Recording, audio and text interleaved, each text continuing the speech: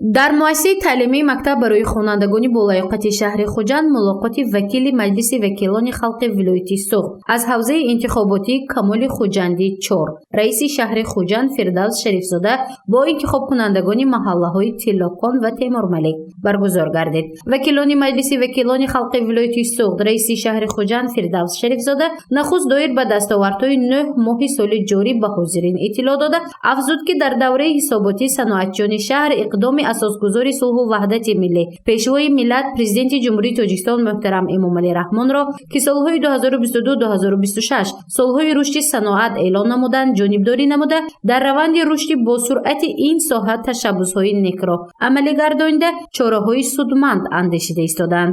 Дар натиҷа ҳаҷми истеҳсоли маҳсулоти саноатӣ бо назардошти истеҳсол ва фурӯши обу барқ ба беш аз 1 миллиард сомонӣ баробар гашта нисбат ба ҳамин давраи соли сипаришуда 171% ташкил додааст. Аз ин миқдор ба маблағи 292 миллион сомонӣ ба хориҷи кишвар содирот карда шудааст. Ин рақам нисбати нишондиҳандаи ҳамин давраи соли гузашта 27.1% афзоиш ёфта барои рушди иқтидори содиротии шаҳр заминаи устувор мегузорад. Дар 9 моҳи соли ҷорӣ 16 адад корхонаҳои нави хурду миёнаи истеҳсоли пурра бо таҷҳизоти замонавӣ муҷаҳҳаз таъсис дода шуда шумораи умумии корхонаҳои саноатии шаҳр ба 184 адад расид. Танҳо аз ҳисоби корхонаҳои навбунёд шуда бошад наздик 200 нафар сокинон бо ҷои кори доимӣ таъмин шуданд.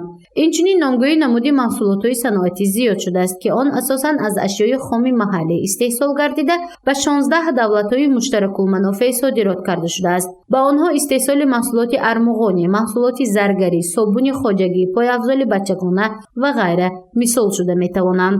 Фирдавс Шарифзода инчунин доир ба тадбирҳои 35-солагии истиқлолияти ҷумҳурии Тоҷикистон иттилоъ дода аз ҷумла афзуд ки бахшида ба ин ҷашни умумимиллӣ сохтмон ва аз навсозии 590 иншоот ба нақша гирифта шуда то ба имрӯз 158 адад иншоот мавриди баҳрабардорӣ қарор дода шуд. Вакили Маҷлиси вакилони халқи вилояти Суғд раиси шаҳри Хуҷанд Фирдавс Шарифзода ҳамзамон доир ба масоили рӯзмарраи ҷомеа андешаронӣ намуда барои бартараф кардани камбудиҳои ҷойдошта масъулинро вазифадор намуд. Мулоқот бо пешниҳоди мушкилоти маҳал аз ҷониби сокинон ва роҳи ҳалли он